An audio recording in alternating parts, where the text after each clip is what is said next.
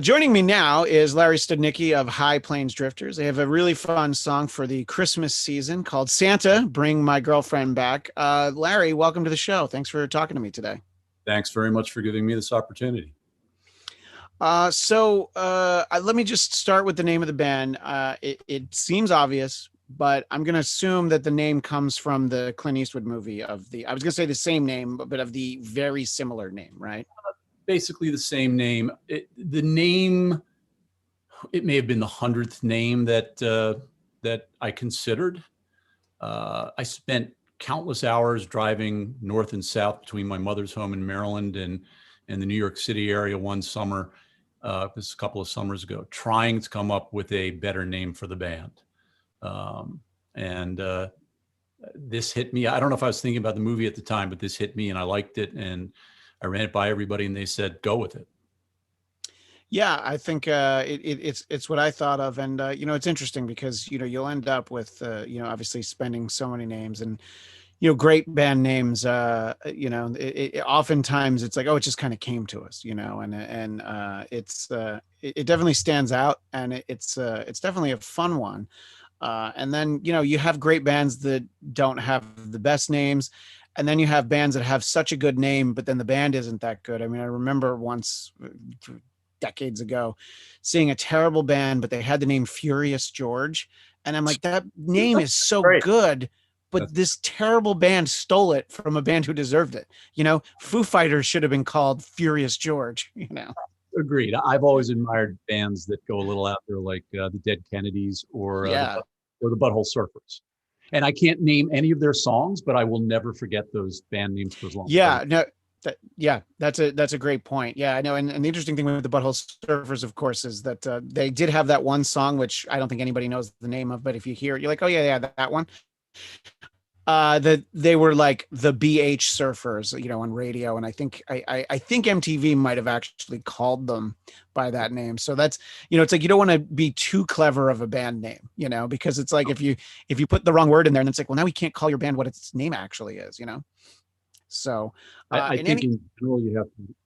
I think in general you have to avoid trying to be too clever when you're doing music also. Yeah, right. No, exactly. I definitely agree with that.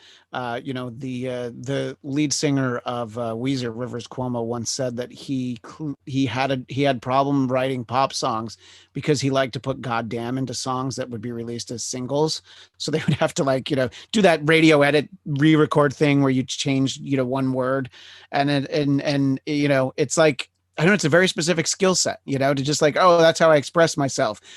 Oh, but right, there's the business side of this where it's, you're not really being a sellout if you're like, oh, well, if we want to play this on the radio. I guess you have people that don't want to do that either, though. They're just We faced that quandary. I wrote in the band, recorded a song, which is really a rant about political correctness. It's on our debut album called First Amendment Blues. And the chorus of the song is the repeated use of the F word. Because it's about the First Amendment and free speech, right? So it makes perfect sense until you realize this is a really good song and we want to put it out to radio, and then you have to dumb it down by doing a radio edit and going with I think it's "Screw You" on the radio edit. But the radio edit got on the air, so it's like.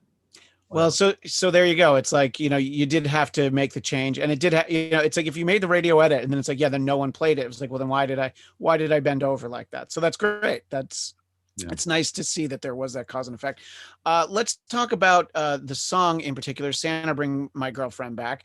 It tells the story of a distraught man who, like so many do, seek comfort in a glass or a bottle this time of year, but specifically because his girlfriend was stolen by Santa Claus. Talk a little bit where the idea came from and how quickly it all sort of came together for you. Well, first, it helps to come from a family of relatively heavy drinkers. So yes.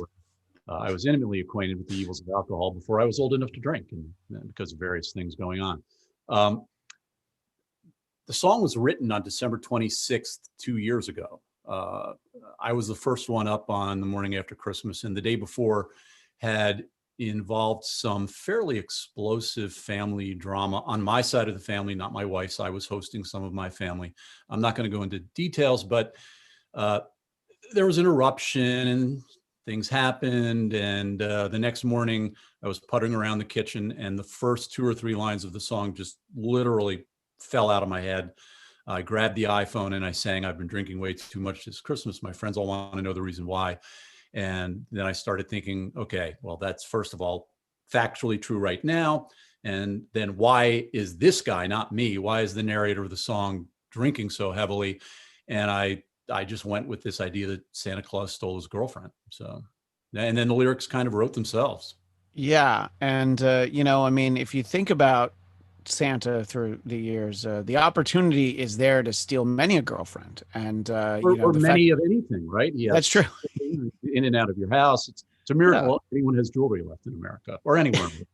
yeah, exactly. It's just it's like the I guess TVs got harder to steal when they started getting mounted on the wall, so that might have worked in that way. But yeah, I think I mean, as the Grinch taught us, it's not that hard to sneak around that night and just take literally everything. But I think that's what makes it a fun, catchy song, because that is not how we usually like to think of Santa Claus. I mean, I saw Mommy Kissing Santa Claus. Well, it turns out that that's actually Daddy. It's not Santa Claus. Yeah, well, yeah. I mean, we're not supposed to admit that on air, probably, but yeah. I mean, this Santa Claus is clearly a little more of a worldly, terrestrial Santa Claus than the ethereal, spiritual guy that we think visits us. So, Yeah, right. with you have needs to. and carnal needs and desires, and I don't know what happened to the prior Mrs. Claus. That it's not the subject of the song, but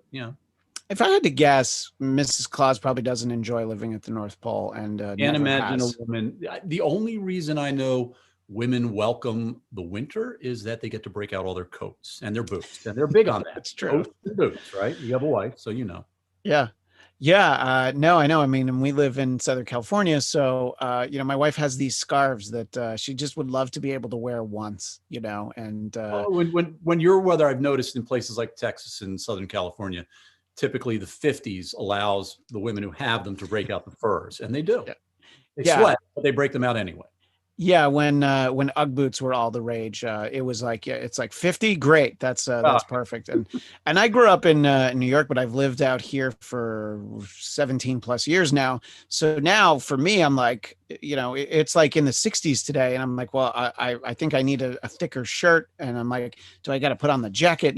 So, but it's good because it's at least it's festive, and it's interestingly it cools down just in time for the advice this year in places like Southern California is to have Thanksgiving outdoors, perhaps, but just in time for it to be the coldest day of the year, with like a brisk high of 64, which in some places, in like Michigan, it might be like, oh, that how was great would that be if we could have a right. 64-degree outdoor Christmas?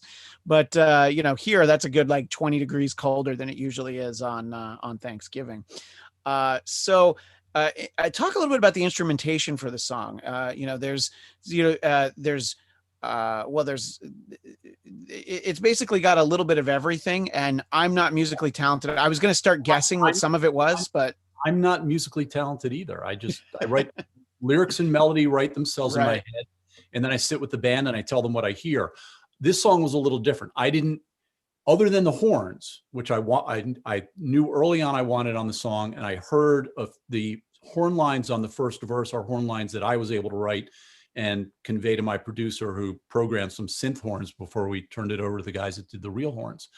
I didn't I didn't know whether I wanted this song to have acoustic rhythm guitars or whatever the sound was going to be.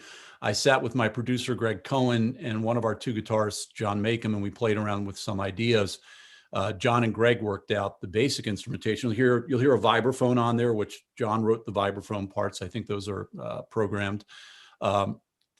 Acoustic rhythm guitar, several layers of electric guitars. This is not big rock type electric guitars, but there are a lot of electric guitars on there. That's mostly Mike DeCampo, who's our other guitarist. The horns are what I heard in my head. Those were the last things added to the song. Standard set of drums, bass player, and some brilliant keyboards work by Charles Studnicky, who's also part of us. And I know that I guess you guys recorded this when you're getting ready to record your second album, but talk about recording this song, which from what I was reading in the notes, I guess you recorded this song and some others, over the summer. I think it said June. So is it hard to get into the Christmas spirit when it's the summer? Because well, the song had been written in the winter, so the writing started the day after Christmas. So I was in a holiday mood. I finished the lyrics probably over the course of between December and January of the next year, 2019. We got together to demo the song this past June, worked on it in June, and then scheduled the studio time for early August. The band came in, everybody played simultaneously in their ISO booths. We didn't do it one track at a time, and it just came together really fast. And I hate to use the phrase Christmas miracle, but we only did about 5 or 6 takes of the song, and everyone went, we have everyone, we have what we need. We did a quick mix, and everybody loved what they were hearing, and that was it for that one. We did one other song that day, also came together in about 5 or 6 takes. I sang lead vocals the next day, and then it was just mixing and adding the horns. It was incredibly fast. Yeah, and when things are going well like that and you do 5 or 6 takes, it's probably one of those things where if the first take had to be it for some reason, because you're getting kicked out of the studio, it probably would have been all right, I mean, but it's like, okay, let's tweak these little things because you have the time, right? Exactly. I mean, it felt good after the first take. They were playing to my scratch vocals, not my final lead vocals. And yeah, I mean, after that, a couple, with the different guitars that are on it, we needed a few more tracks to get the different electric guitars on it. But probably after the first 2 takes, we had most of what we needed, which doesn't happen often enough.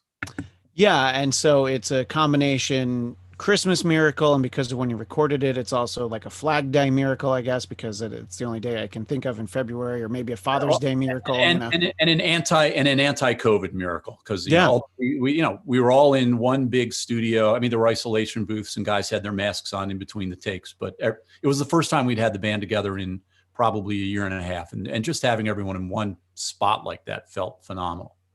Yeah, I've talked to a few musicians who have recorded, during this time, and a lot of it, is, the bassist sends that track, the drummer sends this track, all that. But then sometimes when you're in the studio, it's like, well, he's going to have to go stand out in the hallway, and because you have to kind of spread out a little bit, which I don't know. I mean, again, not being musically talented, just sort of watching, when you see those kind of behind the scenes videos of bands recording, you see them like all playing together. It's like that's what a music fan like myself wants it to be like, even though, in all honesty, especially these days, it's very much not like that. But when you see like like Aerosmith filmed the making of their Pump record, Metallica filmed the making of the Black album that they did, and so you see that they're all playing together.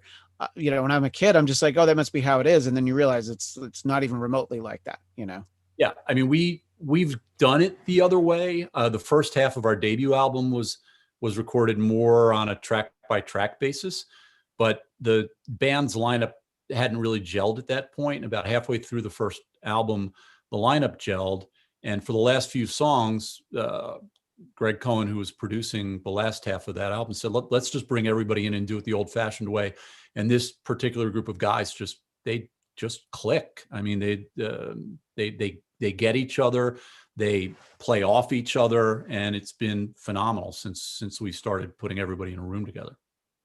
Yeah, interestingly, I was reading that this is actually the High Plains Drifters' second Christmas song. So Yeah, you did one a few years ago, right? I never thought I'd do a second one. The first one is a little probably over 5 years old. It's been on the radio to a limited extent, and we're largely, I'd say, unsigned. We have a little bit of help on this release from Universal Music on the distribution side. We're not signed to them as artists, but we're getting a little bit more of a push on this song. Everything else we've done has been self-released and self-promoted.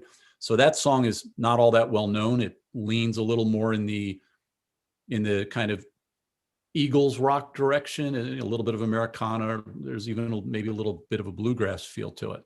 That one's called "Get Me Home by Christmas Eve," and it's a strong song. It made it onto a Nashville released compilation last Christmas, along with Keith Urban's Christmas Outing and Casey Musgraves. So Yeah, see, that's great to get that kind of attention. And I think, if you, specifically you, but if anyone is able to come up with a good Christmas song, I mean, yes, it's like the checks only come, the 1 month a year. But when you think about Elmo and Patsy, those are the guys who did Grandma Got Run Over by a Reindeer, you know, what was that, like 35 years ago? The fact that, you have that one moment is like, oh, let's take a crack at a Christmas song. And, it's, the bad ones, well, they stand out and you don't really hear them again. But it's a lot of, like, my wife loves to have the Christmas station on here in California, Southern California. It starts earlier and earlier every year, and this year the excuse was like, well, it's a hard year for everybody, so it was like November 1st. So yeah, and you'll hear some of these songs and you're like, oh yeah, I forgot about this person. Boy, were they smart when they did a Christmas song or a Christmas album, because we don't necessarily think of some of these artists as much as we used to, but they were smart enough to do the Christmas album. I mean, Mariah Carey has all those #1 hits, but what songs do you hear the most of hers? Are her two Christmas songs? yeah, and the big one of hers is, I think, now the single most played Christmas single. I mean, more Yeah, than Christmas, more than the classics from the 40s and 50s and 60s. more than I Grandma Got Run Over by a Reindeer. more than Grandma Got Run. Yeah, I didn't set out. I'm certainly not with this second song, Sure. My Girlfriend Back. I didn't set out to write a Christmas song, but I will admit to being a huge fan of the Hugh Grant movie about a boy, where I was going to mention that how his character lives off lives the off Christmas. the royalties from his den, and so His dad wrote a Christmas song, Santa's Super Super Sleigh. Sleigh. Yes. And I was going to mention that you can actually, you can live a very irresponsible adult life where you don't have to work. I'm a little past that opportunity. I'm old and responsible already, but I can always hope that my daughter might see some of these royalties in 30 or 40 or even 50 that'd be years. great. Yeah. Yeah, I know. And that's such a tremendous movie. And I watch it every year at this time. They adapted it into a TV series, and they made him really? they made it so much more likable with the guy who was in it, because the whole thing of where he's basically going out and cruising this single moms meeting and pretending that he has a son. They abandoned that in like the pilot of the TV version. Well, and I'm like, oh, it's not politically correct today. no. There's a level on which, as a guy, you have to go, this character is a genius, right? Yeah. And that's it. He's just like, I just have to pretend that I have a kid.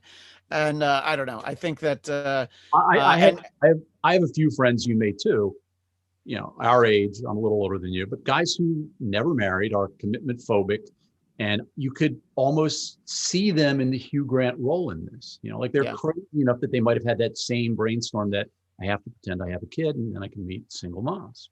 Yeah. And that the original book, of course, comes from Nick Hornby, who did High Fidelity. So, I mean, obviously, it's someone whose mind, I think if we did a Venn diagram, there's a lot of like what he thinks and what I think that sort of overlaps, especially, just sort of the lists and making the mixtapes in High Fidelity, and just the desire to not work in About a Boy, So in any case, I was reading you talking about some other Christmas songs, and it was an interview that was sent to me by the publicist, and you talked a little bit about Have Yourself a Merry Little Christmas, which I think is a great Christmas song.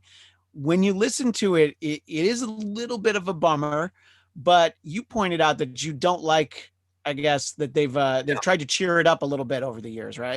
I love I don't know who wrote it, but I know that the only version of it that I ever want to listen to is the first one that Sinatra put out, where he sings where the line goes, "Until then, we'll have to muddle through somehow." Yeah. Now, back, I'm guessing the song was maybe written somewhere around the time of the Second World War, and this, it's guys that are away from home, can't get home to see their loved ones, and that sentiment, until then we'll have to muddle through somehow, speaks perfectly to that time and that feeling that I think the troops overseas must have had. and to take that and turn it into hang a shining star on the highest bough. It's like, There, who cares about the highest bough? there's a happy medium. It's like, all right, you want to try to not be so depressing, but yeah, but then the shining star. And yes, it was definitely a product of being written in World War II, because the original lyrics, basically they say until next year, because they're just like trying, like, look, this is a terrible Christmas. We get it, because the boys out on the front line and all that. It's like, but here's this song, and think about how next Christmas, that's going to be a good one. Or So like, it's like, or I'll Be Home for Christmas, same yeah, era, same right, sentiment. exactly, And even yeah, even our song "Get Me Home by Christmas Eve," that it was, I deliberately wrote it from the perspective of a guy who arguably could be an American serviceman stuck overseas in some place full of sand, who's trying desperately to get home by Christmas Eve. Same basic idea. yeah. No, I know. And then the of course, I'll Be Home for Christmas has sort of the M. Night Shyamalan big reveal at the end, the big surprise, where it's like, I'll be home for Christmas, but only in my dreams. So I actually won't be home for Christmas. But try to cheer up on the next song that you hear after this. So anyway, as I referenced, I guess you guys, when you got together, you recorded the next album. Tell us what we can expect from that, when the plan is for it to come out. I've talked to a lot of musicians that have had plans for when things would get released, and they've been adjusted a little Well, bit over the last few well, months. But what are you guys thinking?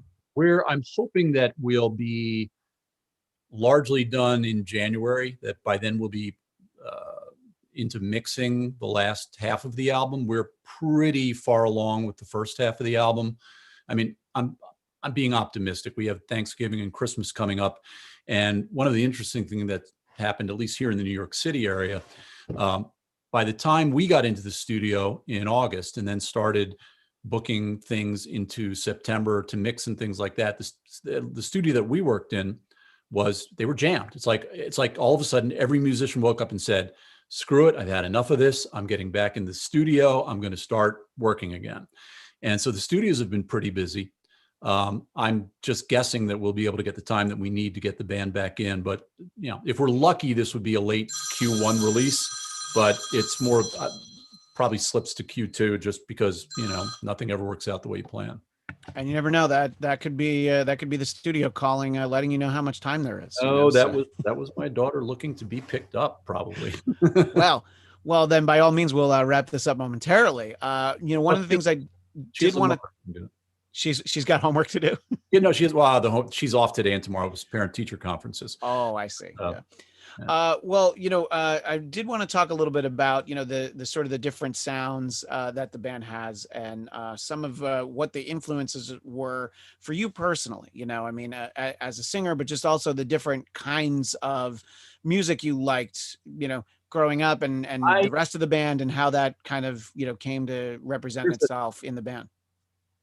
The core of the band are guys that grew up with the music of the 60s and 70s. And I grew up in the DC suburbs of Maryland. I was heavily influenced by classic rock and soul because DC is overwhelmingly African-American. There were basically two kinds of radio stations where I grew up, rock and soul. And I thank God there were, because we listened to some of the greatest music of any generation, I think, with just those two choices.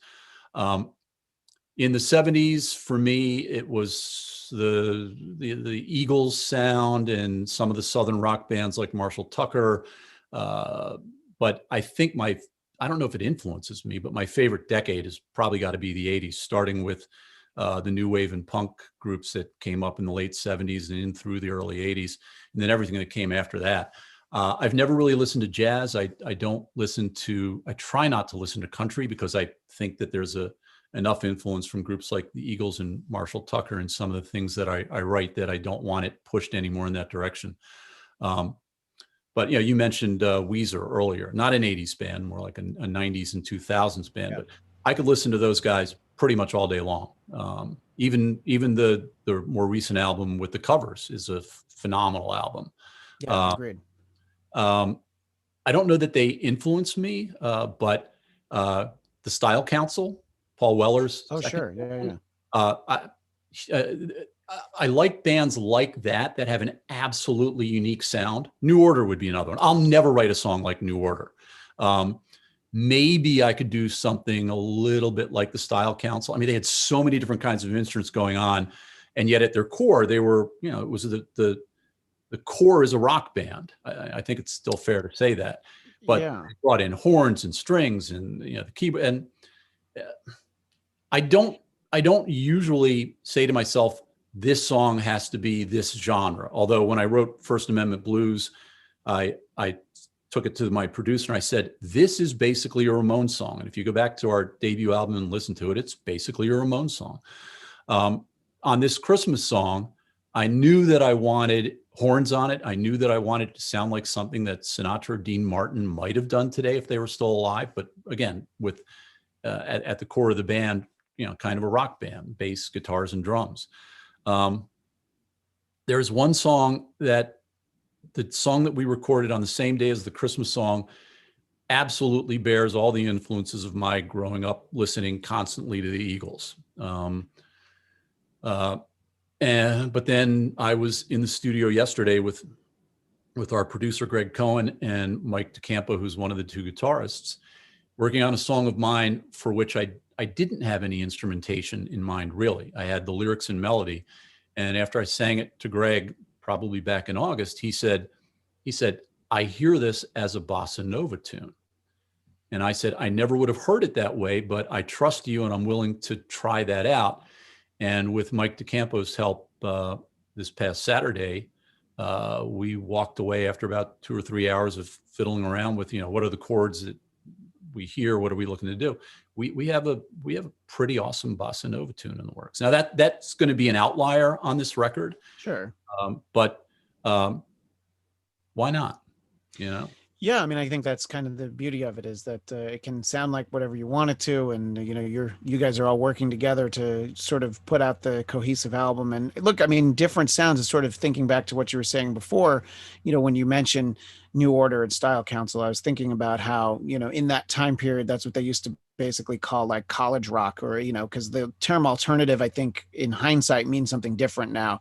But when it would be like New Order or something like the Ministry, that only the Ministry sounded like the Ministry, Yes, you then have bands that try to sound like them later, but that's not really the point, and it was just like this unique mix of, when I was a bit younger, in my earlier teens, I was a big, more like hard rock Headbangers Ball guy. But then, MTV also had this show called 120 Minutes, which was like, a lot of it was weird. And some of it's probably still too weird for me, but it was the stuff you didn't hear anywhere else, and I grew up in New York City. So it was like, there wasn't like a cool, like, not, I mean, I didn't grow up in New York City, but those were the stations that I had. Right. So I didn't get like, that kind of, college radio experience.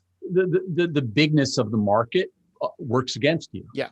You almost need to be in some place like Athens, Georgia, where there's going to be some awesome college radio station back in the day playing the B-52s and and REM coming out of that era. I mean, and who could be a more unique sound than the band that gave us Rock Lobster and Love Shack? I mean, guys. I saw them on their last tour. Oh, that's great. Yeah. I've actually never seen them, but it was just like the first time you hear Fred Schneider, you're like, oh, this is the lead singer. Okay, this is different. Right. Well, he had those female singers for a reason. Yeah, that's true. Yeah, it's a great point. When we first started recording, I said, we need some really strong female backup singers, because I really can't sing at all. And in fact, I didn't sing the first 4 songs that we recorded because I had no faith in myself. Oh, that's interesting. Yeah, I would be the same way. I know I'm not a good singer, but I would love to have a bunch of musicians behind me. My poor wife, who has had to suffer through karaoke nights for my birthday, far too many times, and hopefully before too long, karaoke is exactly one of those activities that we don't get to do right now, because you're in a tiny room, everybody's screaming and spitting into the air as much as they possibly can, and sharing a dirty microphone. But I'm not a karaoke guy, but I feel your pain. I mean, yeah. Oh no! We can't do any of the things we used to do. Yeah, well, yeah, but I mean, I'm a karaoke guy because I'm just not a good singer. Is my point. So it's like, if you love Cheap Trick's "Surrender," don't listen to me sing it, because it might make you hate the song all of a sudden. the thing that I never really appreciated about singing until the guy that produced the first half of my first album, Charles Studnicky, who's still with us, he forced me to sing a song that's on that record called Summer Girl. And I said, Charles, I can't sing. And he said, no, you can sing this song because it's a storyteller song. It's not so much sung as spoken. And you can do that. And I did it. It got on radio, not to a great extent, but enough for me to sit back and go, okay, well, if they're going to play it with me sounding that bad, I'd better go get some lessons, which is I then spent 6 months with a professional voice coach. And I find singing to be harder work than I ever imagined. I had an opportunity long ago, back in the 90s, to watch Cher recording with a group where she was not the star. She came in to do a duet with a guy in that band who was one of her roadies. And wow. She had her vocal coach with her, and it was a team effort between Cher and her vocal coach. And they would work on each line of the song individually, the coach and Cher, and then Cher would go in and sing the song, and then the vocal coach would critique her, and then she'd go back. She was a perfectionist. I at the time I was like, wait a minute, Cher is like one of the greatest female pop singers of all time. Yeah. And I didn't appreciate that, A, she was such a pro, and B, that she would work so hard at it despite she was in her 40s then. I mean, she had nothing to prove, but she was working harder than I think I ever saw a singer in the studio work at that point in my life to get it right.